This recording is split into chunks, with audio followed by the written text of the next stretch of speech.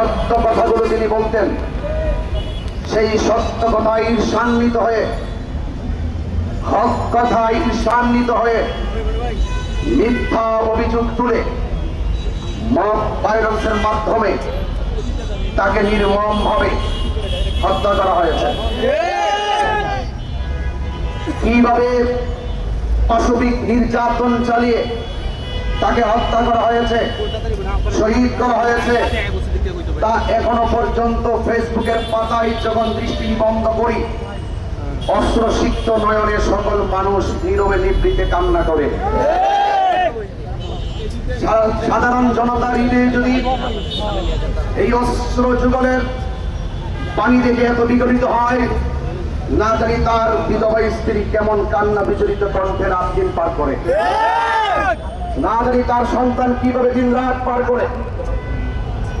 একজন মা তার সন্তান হারিয়েছে, একজন স্ত্রী তার স্বামীকে হারিয়েছে, সুন্নি জনতা একটি নিবেদিত প্রাণকে হারিয়েছে। আমরা এই চিত্র দেখে আর বরদাস্ত করতে পারি নাই। আমরা বিগত 1 বছর হয়ে গেল প্রশাসনের কাছে আমরা অপরাধীদের শাস্তি দাবি করেছি। প্রশাসন মামলাটা নিতে অনেক দেরি করেছে।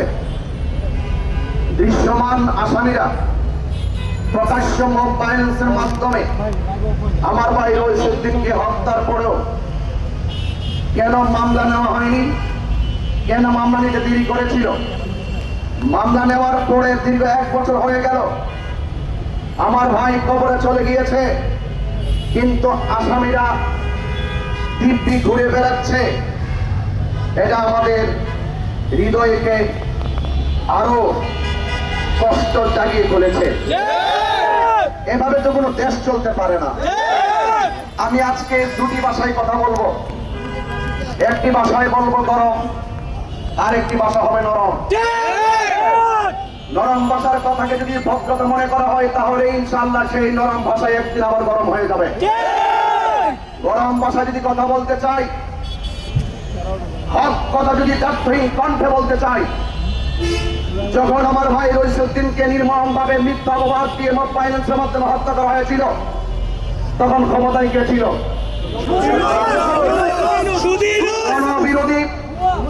জনবিরোধী চুক্তি করে সাম্রাজ্যবাদীদের কাছ থেকে শুকরের মাংস আমদানিকারী। ওই সময় কে ক্ষমতায় ছিল? ওই সময় ক্ষমতায় সেই ছিল, সেই ব্যক্তি হলো মব ভায়োলেন্সের প্রতিষ্ঠাকারী। ওই সময় যে ক্ষমতায় ছিল, সে হলো এই বাংলাদেশের শান্তিপ্রিয় দেশে খুনের রাজ্য কায়েম করা। সেই মহাজন এখন এতে কাপে বসছে। এতে কাপে বসে পার পাওয়া যাবে না।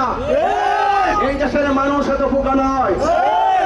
এই জন্য আমি পরিষ্কার ভাষায়, আমরা দায়িত্বহীন ভাবে প্রতিবাদ করেছি, কিন্তু ডক্টর ইউনূস ইচ্ছে করলে 24 ঘন্টার ভিতরে আসামি ধরতে পারত, কিন্তু আসামি ধরে নাই। এমনকি বাম মামলাটা নিতে পর্যন্ত গড়িমসি করেছে। এই জন্য কথা হলো একটাই, করে যদি এই দেশে যদি সুষ্ঠু বিচার না করা হয়, যেই হাত খুন করে সেই হাত রাখবো না ইনশাআল্লাহ। পরিষ্কার কথা হলো। এবং একের পর এক রইসুদ্দিনের হত্যাকারীদের বিচারের দাবিতে চট্টগ্রাম যখন শান্তিপ্রিয় প্রতিবাদ মিছিল চলছিল, সেখানে আবার পুনরায় আমার ভাইদেরকে রক্তাক্ত করা হয়েছিল। সেটাও ওই মহাজন ইউনূসের আমলেই। এই জন্য আমি বলবো, এই ইউনূস এই দেশকে, দেশের মানুষের আবেগ নিয়ে খেলা করে এই দেশটাকে খুনের রাজ্য প্রতিষ্ঠা করেছে। সদ্য মাননীয় প্রধানমন্ত্রী জনাব তারেক রহমান সাহেব, আপনি বসেছেন 2 মাস হয়েছে। এই জন্য আপনার কাছে আমি অনুরোধ করব, মেহেরবানি করে ইতিমধ্যে আপনার সামনে একটি স্মারকলিপি প্রস্তুত করা হয়েছে। আপনি আমাদের অত্যন্ত আন্তরিক স্মারকলিপিটুকু গ্রহণ করে ড্রয়ারের ভিতরে, বক্সের ভিতরে ফেলে রাখবেন না। এই স্মারকলিপি হাতে গ্রহণ করে অপরাধীদেরকে তাৎক্ষণিকভাবে বিচারের আওতায় আনতে হবে, তাদেরকে গ্রেফতার করতে হবে এবং পাশাপাশি তাদেরকে দৃশ্যমান শাস্তি প্রদান করে আমাদের অন্তরে যে পিপাসা, সেই পিপাসাকে নিবারণ করতে হবে। আর যদি এর ব্যতিক্রম করেন, আমরা এই দেশের শত্রু নয়, আমরা এই দেশের শান্তি চাই, আমরা মানুষের অধিকার প্রতিষ্ঠা করতে চাই, সম্প্রীতির লক্ষ্যে কাজ করতে চাই। আমরা এই দেশের 70% সুন্নি জনতা বারবার আমাদের সাথে রাষ্ট্রতন্ত্র প্রতারণা করেছে। আমি চাই না আপনি সেই প্রতারকদের সামিল হন।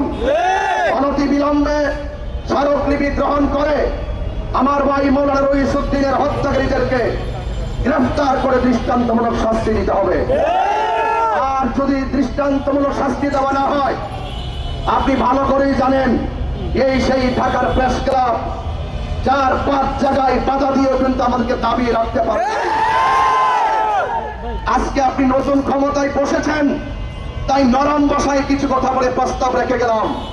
যদি আপনিও যদি সেই শুক্কুর মহাজন ইউনূসের মতো যদি আপনি যদি সেই খুনিদেরকে শাস্তি দিতে বিলম্ব করেন, একদিন এই শান্তিপ্রিয় জনতা আপনার বিপরীতে মাঠে নামতে বাধ্য হবে।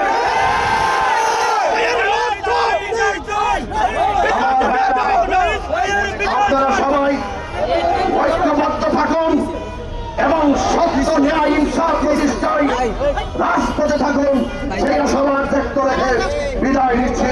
আসসালামু আলাইকুম ওয়া রাহমাতুল্লাহি ওয়া বারাকাতুহু।